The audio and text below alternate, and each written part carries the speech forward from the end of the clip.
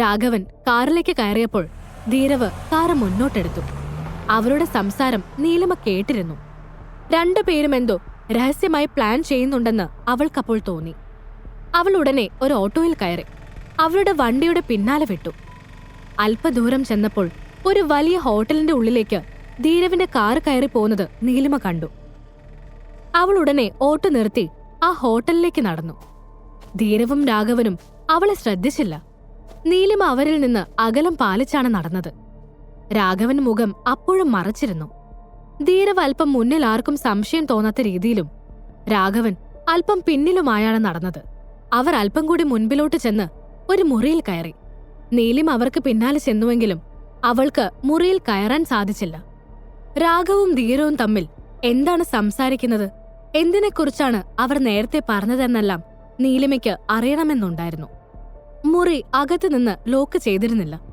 ഒരു വെയിറ്റർ അപ്പോൾ പുറത്തുനിന്ന് മുറിക്കുള്ളിലേക്ക് പോകുന്നത് നീലിമ കണ്ടു. അയാൾ ഓർഡർ എടുക്കാനാവും പോയത് എന്നവൾ ഊഹിച്ചു. അപ്പോൾ ധീരവ് മുറിയുടെ ഒഴിഞ്ഞ കോണിലെ സോഫയിൽ ചെന്നിരുന്നു. രാഘവ, ഇരിക്കടോ. ധീരവ് വെയിറ്റർ ഇറങ്ങിപ്പോയപ്പോൾ പറഞ്ഞു. നീലിമ മുറിയുടെ മുന്നിൽ തന്നെ നിന്നു. ആ ഭാഗത്തപ്പോൾ ആരും ഉണ്ടായിരുന്നില്ല.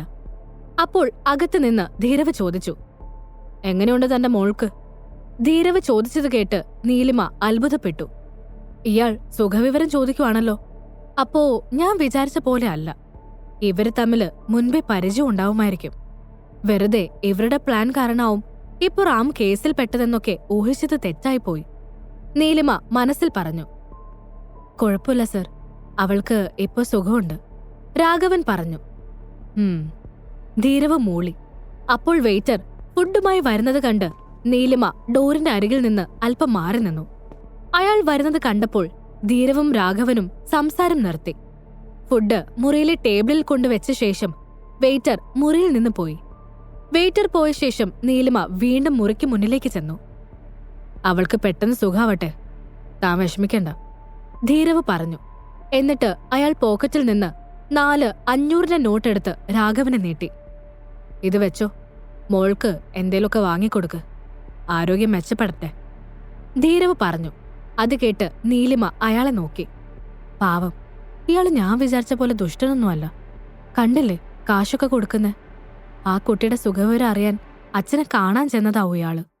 ഞാൻ വെറുതെ തെറ്റിദ്ധരിച്ചു. വലിയ ഡിറ്റക്റ്റീവ് കളിച്ച് ഇവിടേക്ക് വരേണ്ട ഒരു കാര്യമില്ലായിരുന്നു, നീലിമ സ്വയം പറഞ്ഞു. രാംദേവ് ചിലപ്പോ തെറ്റുകാരൻ തന്നെ ആയിരിക്കും. സിദ്ധാർത്ഥ പറഞ്ഞ പോലെ ആരെയും കൂടുതൽ അറിയാതെ അവരെക്കുറിച്ച് ഒരഭിപ്രായവും പറയാൻ പറ്റില്ല. അയാൾ ഈ കേസിൽ നിരപരാധിയാണിൽ അയാൾ തന്നെ തെളിയിക്കട്ടെ, അല്ലാതെ ഇനി ഇപ്പോൾ നിന്നിട്ട് ഒരു കാര്യമില്ല, പോയേക്കാം, നീലിമ വീണ്ടും സ്വയം പറഞ്ഞു. അവൾ മുറിയുടെ മുന്നിൽ നിന്ന് തിരിഞ്ഞു നടക്കാൻ തുടങ്ങിയപ്പോഴാണ് ധീരവ് മറ്റൊരു കാര്യം സംസാരിച്ചത്. അത് നീലിമ വ്യക്തമായി കേട്ടു. രാഘവ, അറിയാലോ, ശാരികയുടെ മൊഴിയാണ് കേസിൽ പ്രധാനം. അവളെ ശരിക്കും സൂക്ഷിക്കണം. വല്ല വിധേനയും അവൾ മൊഴി മാറ്റിയാൽ നമ്മളെ തീർന്നു. ധീരവ് പറഞ്ഞത് കേട്ട് നീലിമ തരിച്ചു നിന്നു.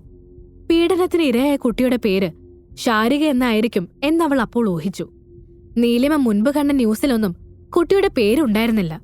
ധീരവിന്റെ സംസാരം കേട്ടപ്പോൾ അയാൾക്ക് ഈ കേസുമായി എന്തോ ബന്ധമുണ്ടെന്ന് അവൾക്കുറപ്പായി. അതോടെ നീലിമ മുറിയുടെ മുന്നിൽ തന്നെ തുടരാൻ തീരുമാനിച്ചു. അറിയാം സർ, അവള് മൊഴി മാറ്റില്ല. അവളെങ്ങാനും മൊഴി മാറ്റിയാൽ ഞാൻ തൂങ്ങിച്ചാവുമെന്നാണ് പറഞ്ഞിരിക്കുന്നത്, രാഘവൻ പറഞ്ഞു.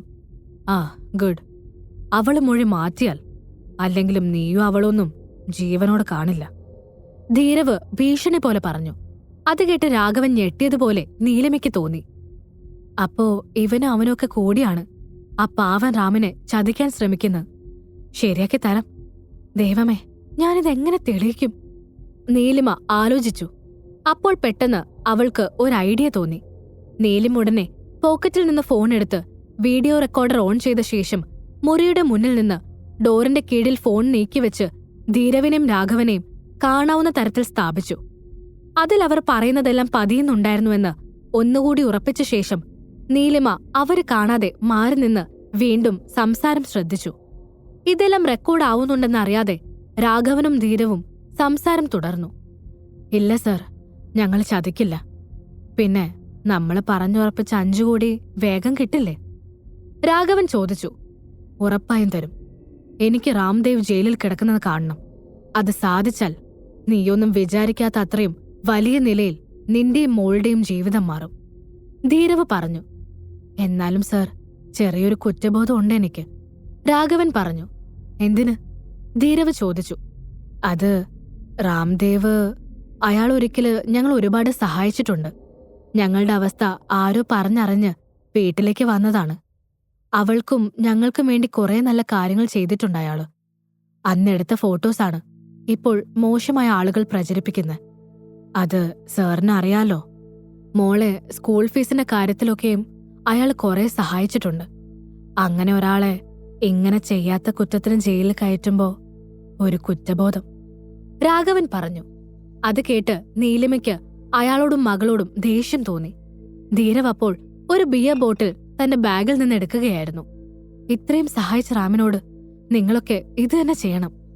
എത്ര നന്ദിയേട്ട ജന്തുക്കൾ, നീലിമ സ്വയം പറഞ്ഞു.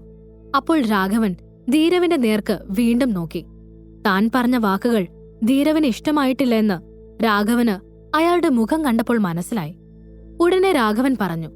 സാർ, ഞാൻ അങ്ങനെ പറഞ്ഞതല്ല. എന്തോ ഒരു വിഷമം, അതുകൊണ്ട് പറഞ്ഞതാ. അയാൾ സഹായിച്ച കാര്യം ഞാൻ മറക്കാൻ പാടില്ലായിരുന്നു എന്നൊരു തോന്നല്. രാഘവൻ പറഞ്ഞത് കേട്ട് ധീരവ് ഉടനെ തന്റെ കയ്യിലിരുന്ന ബിയർ ബോട്ടിൽ ടേബിളിൽ വെച്ചു. എന്നിട്ട് പറഞ്ഞു. രാഘവ, നോക്ക്, ഇതുവരെ നീ പറഞ്ഞത് ഞാൻ ക്ഷമിച്ചു. ഇനി കുറ്റബോധം എന്നുള്ള വാക്ക് എന്നോട് പറഞ്ഞാൽ ഉറപ്പായും നീ മര്യാദയ്ക്ക് വീട്ടിലെത്തില്ല. ധീരവ് പറഞ്ഞു. അയാളുടെ സ്വരം പെട്ടെന്ന് മാറിയത് കണ്ട് രാഘവൻ ഭയന്നു. സോറി, ഇനി പറയില്ല.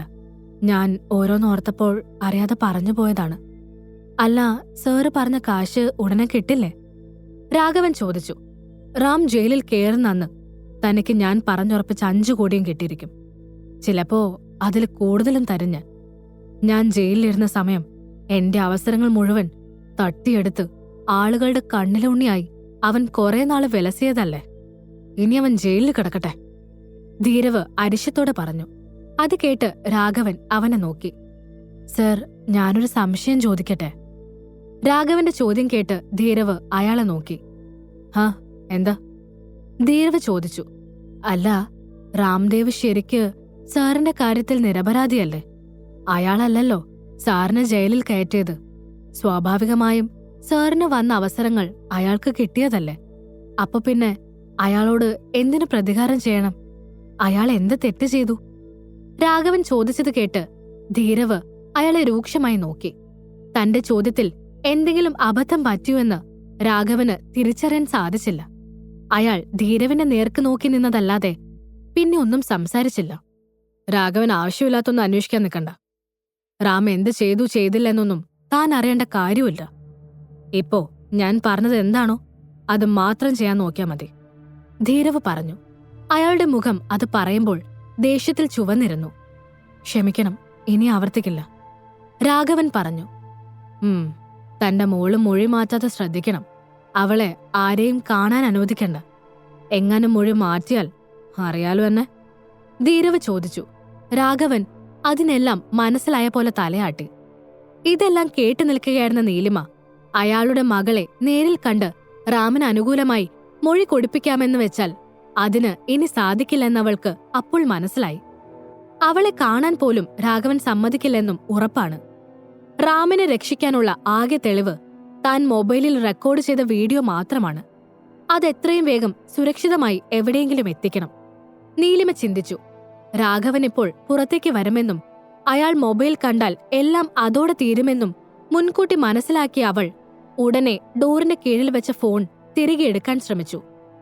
അതുവരെയും അവിടെ ഫോൺ ഇരിക്കുന്നത് ധീരവും രാഘവനും കണ്ടിരുന്നില്ല. എന്നാൽ നീലിമ ഫോൺ എടുക്കാൻ ശ്രമിച്ചപ്പോൾ ഡോർ ഒന്നുകൂടി തുറന്നുപോയി. ഈ കഥ തുടർന്ന് കേൾക്കുന്നതിനായി ഇപ്പോൾ തന്നെ പോക്കറ്റ് FM ആപ്പ് ഇൻസ്റ്റാൾ ചെയ്യൂ. Link in description.